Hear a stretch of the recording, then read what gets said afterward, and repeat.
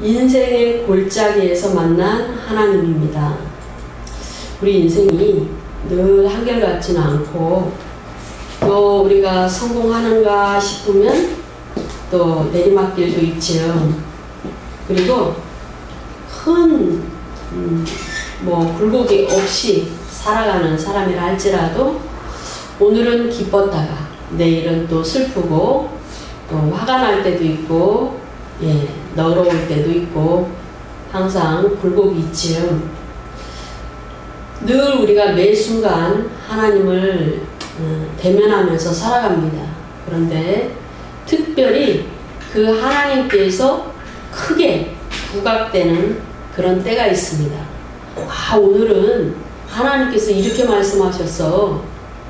오늘은 하나님께서 내게 이렇게 큰 은혜와 축복을 주셨어 라고 느껴지는 때가 있을 것입니다. 그래서 신앙이 늘 평탄하지 않고 신앙도 굴곡이 있어서 하나님을 체험하는 그 크기가 다르게 느껴지죠. 오늘 본문에 보시면 열왕기상 20장 28절에서 30절의 말씀만 메인 본문으로 삼았지만 너무 길어서 이 이야기가 지금 굉장히 길게 등장합니다. 20장 1절에서부터 봐야 돼요. 그러나 그 배경은 그 전부터도 쭉 추적해 나와야 이 이야기가 어떻게 시작이 되어서 그 과정이 어떻게 진행되는가 하는 것을 우리가 알 수가 있습니다. 제가 늘 욕심이 좀 과하죠. 말씀을 전할 때 아주 자세하게, 세세하게, 그리고 또 여러분이 잘 모르는 그런 본문까지 꼭 한번 눈으로 읽도록 또 한 번씩 그 영 가운데 그 말씀이 들어오도록 그렇게 하려는 목적에서 전 본문들을 많이 이렇게 봅니다. 그러다 보니까 조금 어려울 때도 있고 또 산만할 때도 있고 그렇습니다. 오늘 역시도 마찬가지예요. 오늘 이 본문에 보시면 28절이죠. 골짜기라는 단어가 나와요. 지금 싸움을 하는데 골짜기에 하나님이라는 본문이 나옵니다. 28절을 한번 제가 다시 한번 읽어드리죠. 그때에 하나님의 사람이 이스라엘 왕에게 나와 말하여 이르되 여호와의 말씀에 아람 사람이 말하기를 여호와는 산의 신이요 골짜기의 신은 아니라 하는도다 그랬어요. 이 말씀은 지금 무슨 말이냐면은 어떤 하나님의 사람이 있어요. 이 하나님의 사람이 이스라엘 왕 아합에게 나와서 하나님의 말씀을 전하는 겁니다. 하나님이 그 하나님의 사람한테 어떤 말씀을 전달하라고 했냐 하면은 오늘 이 28절 본문에 나오는 것처럼 하나님이 가만히 하늘에서 들으니까 이 아람 군대에서 이런 말이 나오는 거라. 여호와 하나님은, 다시 말해서 이스라엘 백성들이 믿고 있는 여호와 하나님은 산의 하나님이고, 다시 말해서 산 꼭대기에서 부르짖고 또 예배드리고 이렇게 하면 만나주시고 응답주시는 하나님이시기 때문에 골짜기의 하나님은 아니다. 그러니까 우리가 이번에는 골짜기에서 한번 싸워서 이겨보자 라는 겁니다. 그래서 이 하나님의 사람한테 하나님이 아람 군대에서 이런 말이 나돌고 있다. 그러나 나는 산의 하나님도 되고 여호와는 산의 신이기도 하고 골짜기, 다시 말해서 이 골짜기는 우리가 한국의 이 강산에서 느껴지는 그 지형적인 골짜기가 아니에요. 산과 산봉우리 그 사이에 깊이 패인 골짜기를 우리는 골짜기라고 하죠. 그런데 구약 본문에 나타나는 골짜기는 그냥 약간 언덕처럼 이렇게 편편한 곳을 골짜기라고 합니다.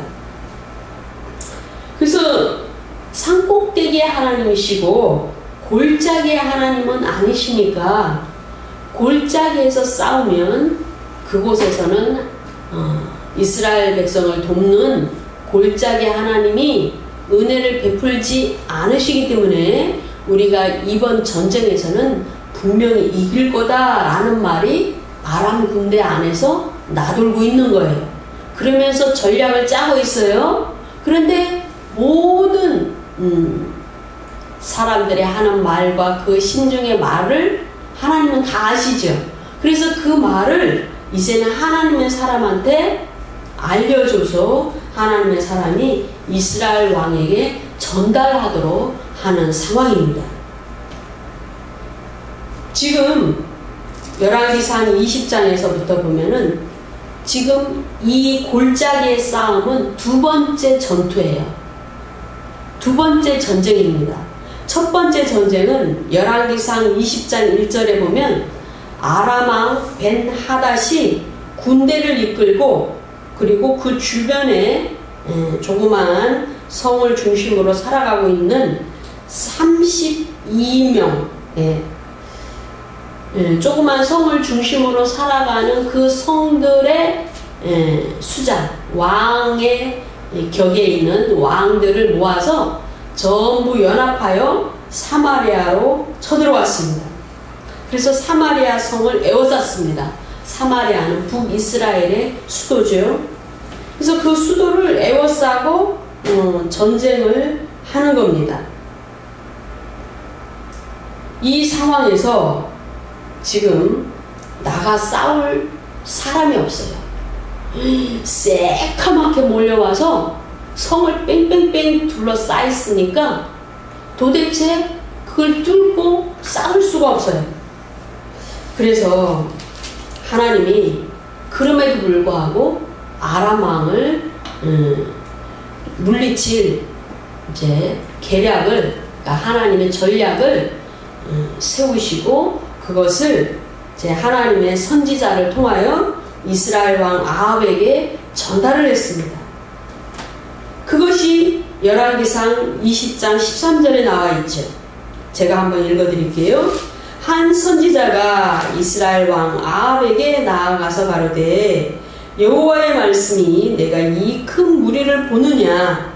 이 큰 무리는 지금 아람 군대가 쳐들어와서 그 사마리아 성을 에워싼 겁니다. 이 큰 군대 무리를 보느냐. 내가 오늘 저희를 내 손에 붙이리니. 내 손은 누굽니까? 이스라엘 왕 아합 손에 붙이리니 너는 내가 여호와인 줄을 알리라. 그러니까 의도가 뭡니까? 네가 이스라엘의 하나님 여호와가 얼마나 강한지, 전쟁의 용사신지를 내가 너에게 깨닫도록 그렇게 해주겠다라는 말씀입니다. 그러나 우리가 이 열왕기상 19장에 보면 호렙산에서 정말 그 이세벨의 거짓 선지자, 바알신을 섬기는 거짓 선지자들과 싸워서 엘리야가 하늘로부터 불이 임하게 하고 하나님이 누구신지, 이스라엘의 하나님이 누구신지를 만천하에 공개하고 그분의 위엄을 드러낸 사건이 나타납니다. 이 사건 후에 이세벨이 이 엘리야를 죽이려고 하니까 엘리야가 멀리 도망가서 숨었습니다.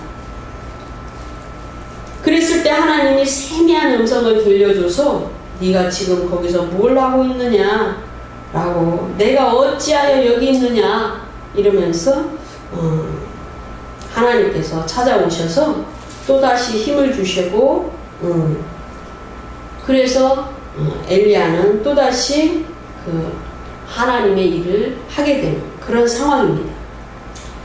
그러니까 지금 하나님의 입장에서는 이 아합 왕을 정말 그 자리에서 죽였어도 아무 그 하나님의 공의에 위배될 것이 없어요.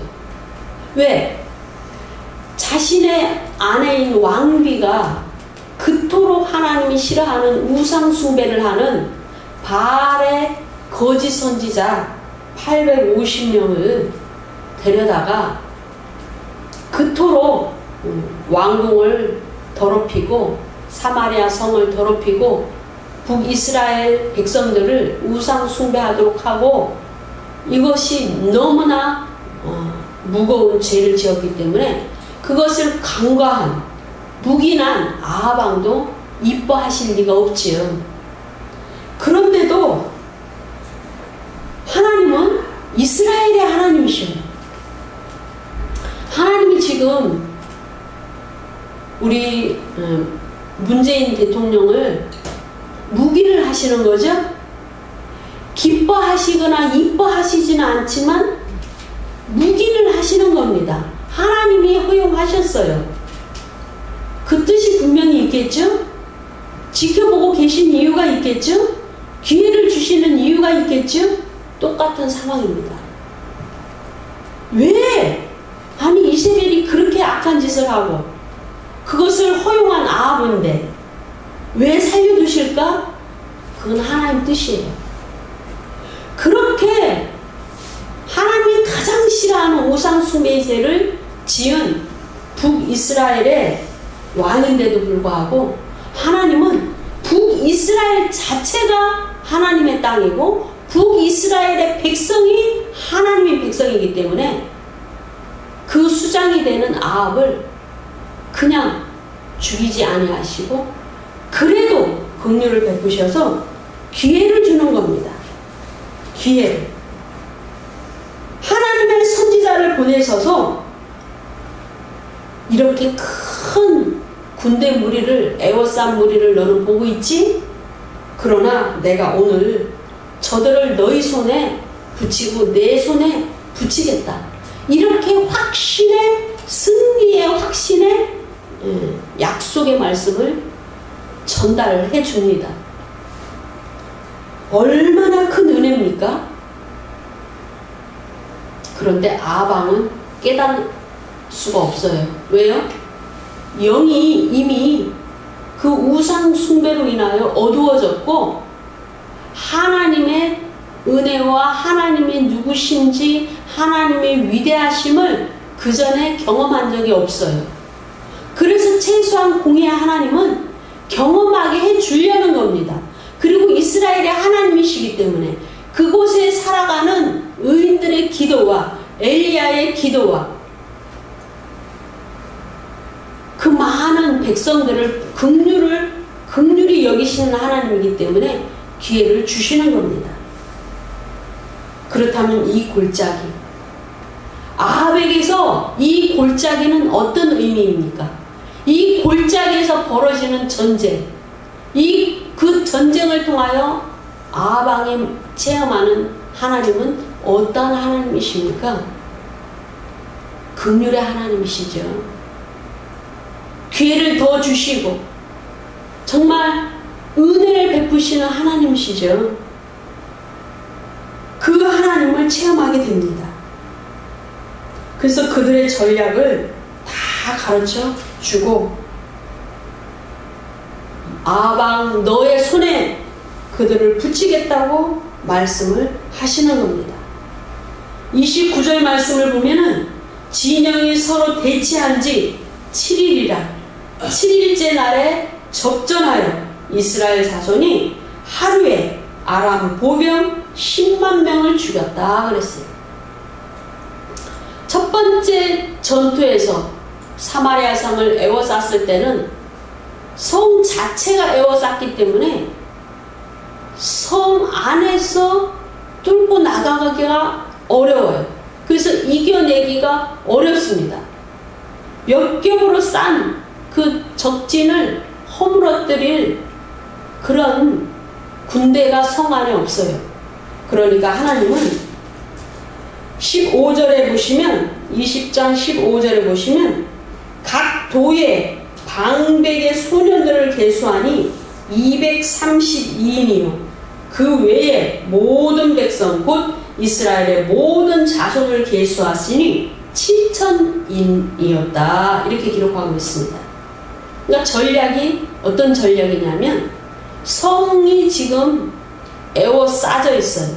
그러니까 이제는 각 도에서 오히려 소년에서부터 백성에 이르기까지 자원하고 힘을 합하는 사람들을 전부 모아서 바깥에서 오히려 성을 에워싸고 있는 사마리아인을 에워싸고 있는 아람 군대를 치는 겁니다. 그래서 21절에 보면 이스라엘 왕이 나가서 말과 병거를 치고 또 아람 사람을 쳐서 크게 도륙하였더라.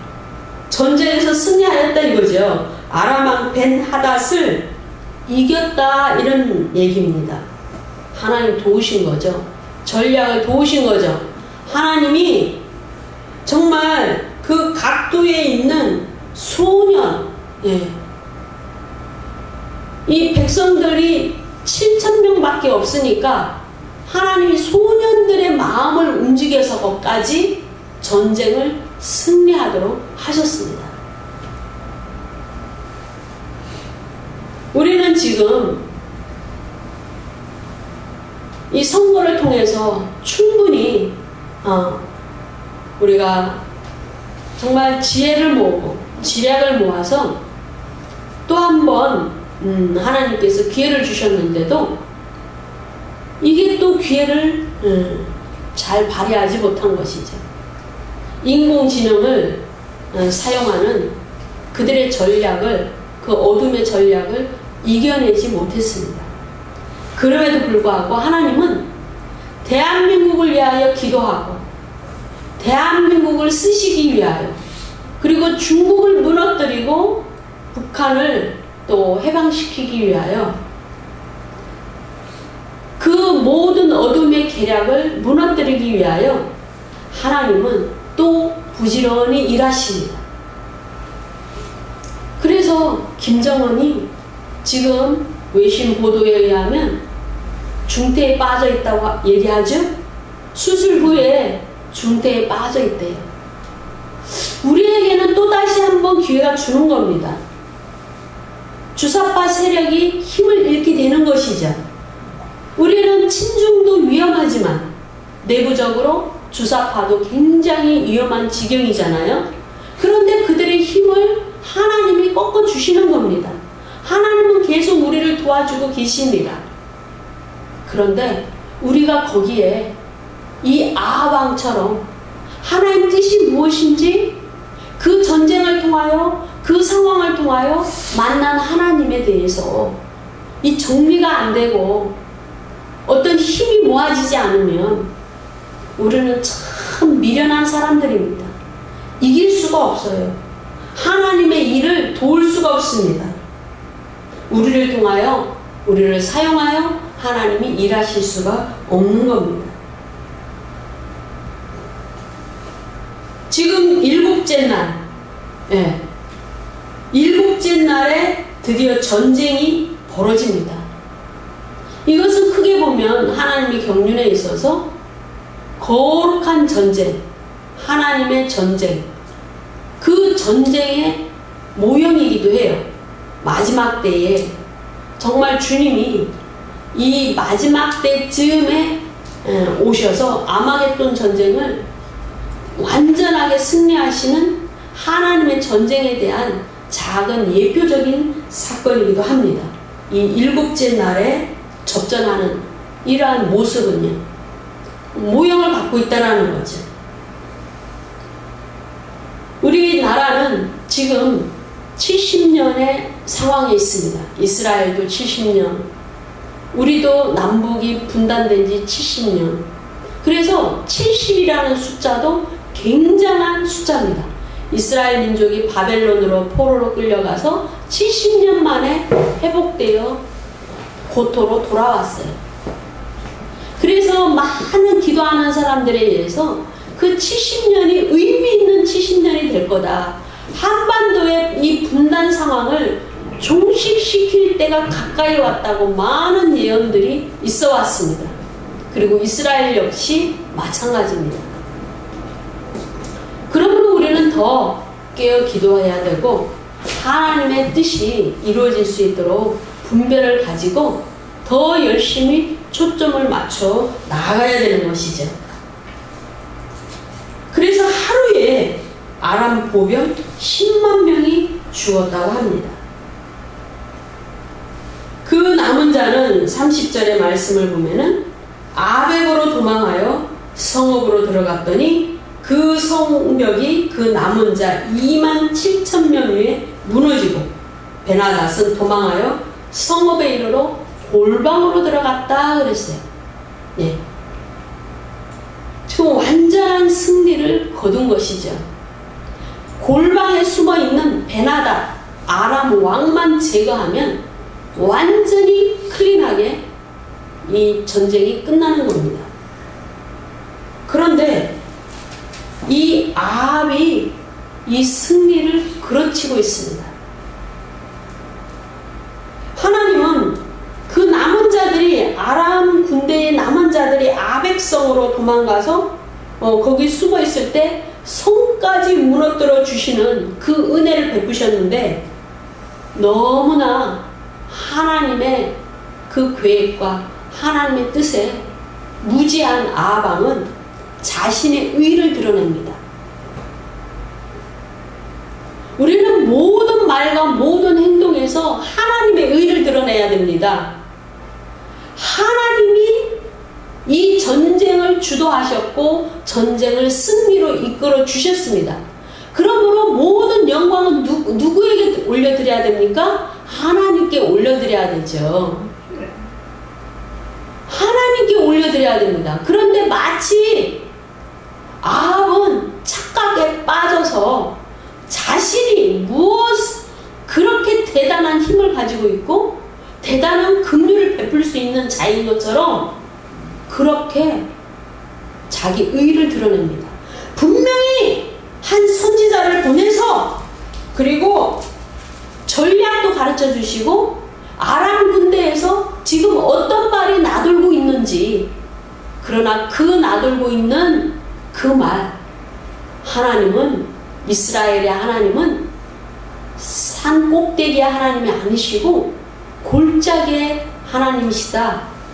그러니 우리가 골짜기에서 전쟁을 벌리면 반드시 승리할 수 있다 라면서 작전을 짜고 있는 그 비밀하고 은밀한 그 말까지 전달해 주면서 하나님이 주도하셨던 전쟁인데 아합은 아무것도 한 것이 없어요. 그런데 자신의 의를 드러내는 겁니다. 열왕기상 20장 31절 이 본문에 보면은 아합이 어떤 우를 범하냐 하면은 이 전쟁에 진 테러가 없는 이 아람 군대의 신하들이 작전을 짰어요. 이스라엘의 북이스라엘의 그 왕이 좀 인자해 보이지 않니? 좀 인자한 것 같으니까 우리가 작전을 쓰자.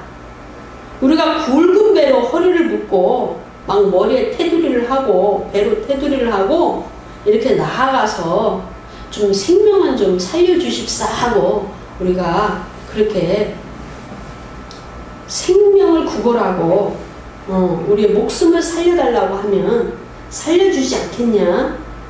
그러니 우리가 그렇게 한번 해보자. 그렇게 작전을 세우고 그렇게 실행에 옮겼습니다. 그랬더니 32절에서 아합이 가로되 저가 오히려 살았느냐? 저는 아합 왕입니다. 아니 아람 왕입니다. 베나닷이 도망갔죠?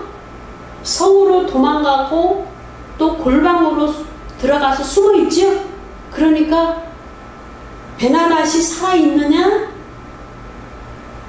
그러면서 내가 살려주겠다. 너희들도 용서해주고 그 베나닷은 나의 형제다. 이렇게 전혀 세상 말로 얼탱이가 없는 얘기를 합니다. 지금 쳐들어와서 북이스라엘을 멸망시키려고 하고 그렇게 악한 짓을 한 하나님이 주도하여 전쟁을 이끄셔서 북이스라엘을 살려주고 또 이 아합왕에게 하나님이 누구신지를 가르쳐주는 이 상황에 자기 의를 드러내야 될 상황은 아니죠. 전혀 아닙니다. 자기가 무슨 자선을 베풉니까? 자기는 한 것이 없어요. 아합왕은 한 것이 없습니다. 그런데 마치 모든 승리의 중심이 자기인 것처럼, 자기가 어떤 능력을 발휘하여 전쟁에서 이긴 것처럼 그 적국의 왕을 살려준다고 하면서 그 왕이 원수가 아니고 형제라고 이야기를 합니다.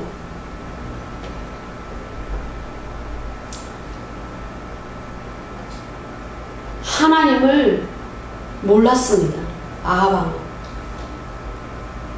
하나님은 긍휼의 하나님이시기도 하지만 당신의 그 전쟁을 반드시 승리로 이끌고 그 모든 영광과 그 모든 찬양을 주님이 받으시길 원하신다는 것을 놓쳤습니다. 우리는 선거를 통하여 왜 이런 일이 있을까? 왜 이토록 그렇게 인공지능을 통하여 또 여러가지 물리적인 어둠을 통하여 이런 일이 있었을까 하고 안타까워하면서 회개를 게을리하고 하나님께 영광과 찬송을 올려드리는 것에 게을렀습니다. 산꼭대기의 하나님 그리고 골짜기의 하나님인 것처럼 우리가 인생을 살아갈 때에 성공과 평안 가운데서도 주님이 함께 하시는 것처럼 또한 한편으로 실패와 좌절과 낭만과 아픔과 질병과 사투하고 어려운 공경 가운데 있을 때도 주님은 우리와 함께 하십니다. 우리의 모든 것을 알고 계시고 보고 계십니다. 그러면 우리는 감사해야죠. 그분을 더 붙들어야 됩니다. 그분 뜻대로 그 생명의 능력이 운행하실 수 있도록.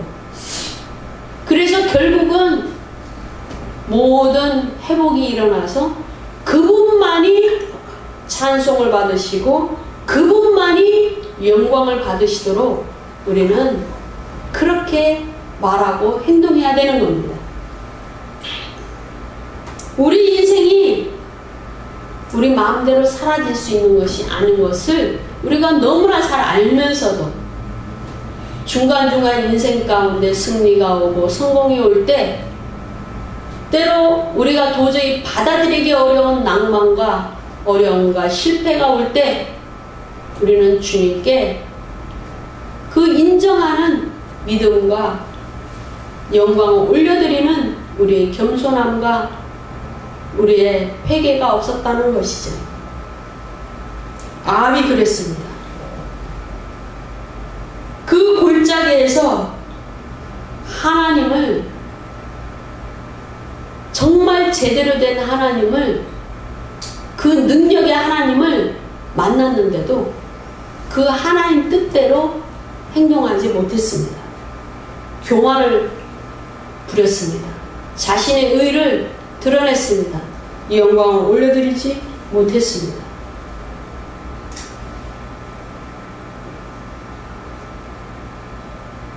우리가 창세기 13장 10절에 보시면 시딤 골짜기가 나옵니다. 죄의 골짜기예요. 오늘 여러 본문을 다 다룰 수가 없어서 다음에 또 나누어서 또 살펴보겠는데요. 이 시딤 골짜기는 죄의 골짜기예요. 롯이 그 덜을 쳐다봤습니다. 평야가 골짜기 평평한 그 평야죠. 그곳을 보니 너무나 좋았어요. 예, 기름지게 보이고 물도 있고 농사도 잘 지어질 것 같고 너무나 좋았습니다.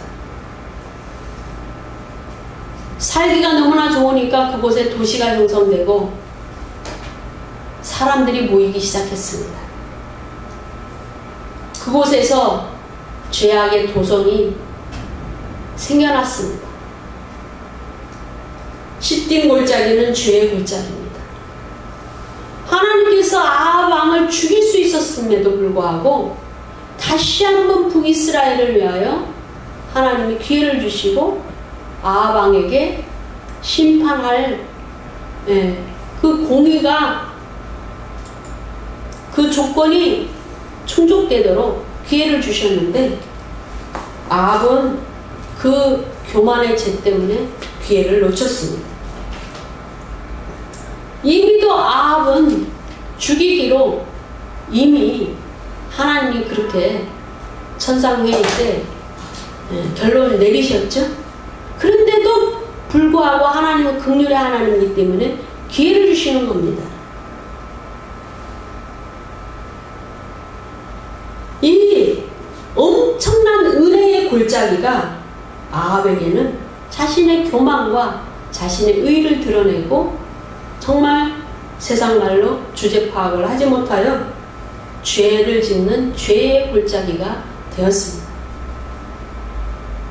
우리가 하나님이 낮추실 때는 입을 꼭 닫고 그 폭풍이 지나가도록 납작 엎드려 인내해야 됩니다. 하나님이 낮추실 때 무릎 꿇고 눈물로 회개하며 인내하고 하나님의 회복을 기다려야 됩니다. 그런데 그 상황에서 원망하고 불평하고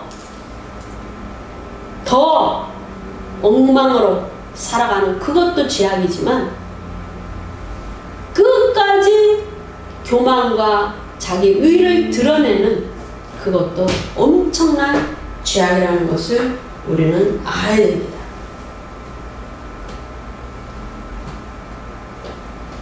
주님은 이제 너무나 주님의 입장으로서는 가슴이 아프셨겠죠. 내가 이렇게 기회를 줬는데 도대체 무슨 짓을 하는 거야? 이렇게 생각하실 수 있어요. 그래서 또 한 번 깨닫게 하시려고 주님은 선지자의 무리 중 한 사람을 또 보내십니다. 열왕기상 20장 35절 이후 본문이 바로 그것이죠. 선지자의 무리 중 한 사람이 여호와의 말씀으로 그 동무에게 이르되 너는 나를 치라 하였더니 그 사람이 치기를 싫어하니라. 갑자기 선지자 중에 한 사람이 그 동무에게 야, 나 좀 쳐봐. 당신 나를 좀 쳐주시오. 이러면 선지자 중에 한 사람인데 감히 그 사람을 칠 사람이 누가 있겠습니까? 그렇죠? 치지를 않아요. 저가 그 사람에게 이르되 36절에 보면 내가 여호와의 말씀을 듣지 아니하였으니 내가 나를 떠나갈 때에 사자가 너를 죽이리라. 그 사람이 저의 곁을 떠나가더니 사자가 그를 만나 죽였더라. 그냥 이 35절을 아무 생각 없이 좀 깊은 의미를 생각하지 않고 읽으면 이 36절의 말씀이 전혀 황당합니다. 그런데 분명히 35절 말씀에 선지자의 무리 중 한 사람이 뭐라고 말했냐면 여호와의 말씀으로 그 동무에게 이르되 이렇게 쓰고 있어요. 여호와의 말씀으로. 그러니까 하나님께서 나에게 말씀하셨다라고 하나님의 말씀을, 하나님의 뜻을, 하나님의 계획을 전달하는 겁니다. 그러면 뭡니까? 우리가 옛날에 사극을 보면 암행어사가 등장하죠. 암행어사. 뭐죠? 암행어사 출두요. 이러면 어떻게 됩니까? 왕명을 전달하는 거예요. 그렇죠? 그래서 전부 납작 엎드리고 모든 권한이 암행의사에게 가는 겁니다. 똑같습니다. 여호와의 말씀으로 한 선지자가 말을 하면 그것은 그 선포되는 말씀은 하나님의 말씀입니다. 그래서 나를 치시오, 나를 좀 쳐주시오 이렇게 말하면 그 명령에 그 부탁에 순종해야 되는 겁니다. 좀 내용은 황당하지만 순종해야 돼요. 순종하지 않았어요. 그랬더니 36절에 뭐라고 그래요? 내가 여호와의 말씀을 듣지 아니하였으니 내가 나를 떠날 때에 사자가 너를 죽이리라. 어마무시한 거죠. 아니 너무 심하신 거 아니야? 이렇게 생각이 들 수가 있어요. 그런데 그 당시에는 구약시대에는 이 문서시대가 그렇게 문서가 많이 기록되지 않았기 때문에 이 선포하시고 입에 담아두신 그 하나님의 말씀이 지금 우리의 성경에 기록된 말씀과 동일한 효력을 갖고 있어요. 위엄을 갖고 있습니다. 그래서 그 말씀에 순종하지 않았기 때문에 그대로 하나님의 심판이 임하는 겁니다. 그래서 이제는 이 선지자 중 무리 중 한 사람이 또 하나님께서 허락하신 일을 수행하러 또 갑니다. 저만치 가다 보니까 또 다른 사람을 만났어요. 그래서 그 사람한테 너는 나를 치라 이렇게 말을 했습니다. 그랬더니 이번에는 그 사람이 이 선지자를 세게 쳐서 상하도록 쳤습니다. 그랬더니 열왕기상 20장 38절에 이 선지자가 이번에는 수건으로 그 눈을 가리고 좀 이렇게 알아볼 수 없도록 변장을 하고 길가에서 왕을 기다렸습니다. 한참 지나서 왕이 지나갑니다. 그러니까 왕을 불러서 막 소리 질러서 불렀겠죠? 그러면서 자기의 이 상황을 막 얘기를 합니다. 내가 이렇게 이런 몰골이 됐습니다. 라고 얘기합니다. 종이 전쟁 가운데 나갔더니 한 사람이 돌이켜 어떤 사람을 끌고 내게로 와서 말하기를 이 사람을 지키라. 만일 저를 잃어버리면 내 생명으로 저의 생명을 대신하거니와 그렇지 아니하면 내가 은 한 달란트를 내어야 하리라 하였거늘 그랬어요. 그러니까 무슨 말이냐면 전쟁에 나가서 죽여도 되는 그런 상황에서 한 사람을 끌고 와서 이 사람을 생명을 살려주고 이 사람을 지키라 이렇게 얘기했다는 거죠. 아니, 전쟁에서 그런 일은 없죠. 적군을 죽여야 되는 거야. 내가 살려면 우리가 승리하려면 죽여야 되는 거죠. 그렇죠? 그런데 그렇게 하지 아니하고 오히려 저를 살려라 이렇게 얘기를 했다는 거죠. 그러니까 왕은 어떻게 얘기해야 되겠습니까? 40절에 보시면 이스라엘 왕이 저에게 이르되 내가 스스로 결정하였으니 그대로 당하여야 하리라.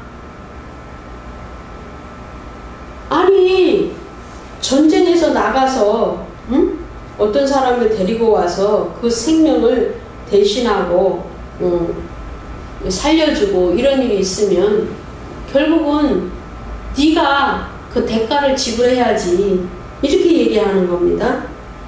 그랬더니 옳았구나 하고 기회를 잡은 선지자 중에 한 사람이 급하게 가렸던 그 변장한 수건을 벗으면서 이스라엘 왕이 저는 선지자 중 한 사람인 줄을 알아본지라. 변장을 한 수건을 싹 벗으니까 한눈에도 봐도 선지자 중 한 사람이라는 것을 아방이 알아차렸습니다. 그러니까 42절에서 저가 왕께 구하되 여호와의 말씀이 내가 멸하기로 작정한 사람을, 그 멸하기로 작정한 사람이 누굽니까? 아람 왕 베나닷, 그 사람을 살려주면서 형제라고까지 했죠. 죽여야 되는 건데, 그렇죠? 이 전쟁은 지금 주님이 주도하고 계시니까 자신이 할 일은 명령 떨어진 그 일만 해야 되는 겁니다. 여호와의 말씀이 내가 멸하기로 작정한 사람을 내 손으로 놓았은즉 내 목숨은 저의 목숨을 대신하고 내 백성은 저의 백성을 대신하라. 하나님 그렇게 말씀하셨어요. 내가 주도한 전쟁인데 왜 네 마음대로 하냐? 내가 이끈 승리인데 네가 왜 교만하게 그 승리를 가로채고 나에게 영광을 돌리지 않고 네 마음대로 하냐? 이 사건을 통하여 공의의 하나님께서 이제는 합법적으로 아방에게 기회를 한 번 더 주고 또 주고, 그래서 이제는 합법적으로 아방을 심판할, 한마디로 건수가 한마디로 그 죄목이 점점점 쌓여서 결국은 아방이 죽게 되는 것이죠. 그러므로 우리는 분별력을 가져야 됩니다.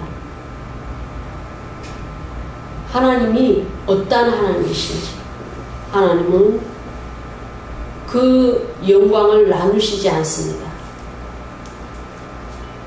하나님은 모든 찬송과 영광을 받으시길 원하시는 분이에요. 그리고 당신의 계획과 뜻을 굽히지 아니하십니다. 지금 국제정세가 굉장히 한마디로 쉽지 않아요. 단정하기가 어렵습니다. 그렇기 때문에 하나님이 계속 열심히 일하고 계시지만 우리가 파악할 수가 없을 때가 있어요. 그럼에도 불구하고 주님은 움직이고 계십니다. 대한민국을 사랑하고 계십니다. 북한 지하 그 교회에서 힘들게 정말 버티고 있고 또 선교 활동을 벌이고 있는 선교사들의 그 간절함을 주님은 외면하지 않으실 것입니다. 그런데 이 기회를 자꾸 놓치고 엉뚱하게 다른 방향으로 끌고 가고, 그렇게 하면 안 되는 것이죠. 아방은 그 골짜기에서 정말 인생의 골짜기와 같은 그 골짜기에서 만난 하나님의 은혜를 놓쳐버렸습니다. 대한민국은 이제 또 다른 국면에 들어서고 있는데 이제는 정말 주님의 손을 놓치면 안 됩니다. 저와 여러분도 어려움에 처했다 하지만 그럼에도 불구하고 그 위기 가운데, 그 공경 가운데 여전히 은혜와 기회를 주고 계시는 하나님의 깊으신 뜻을 잘 분별하여 온전히 반응하고 옳게 반응하여서 주님께 영광 올려드리고 다시 한번 큰 회복이 있는 인생의 골짜기를 지나시도록 그렇게 승리하시도록 기도해야 될 줄로 믿습니다. 아멘.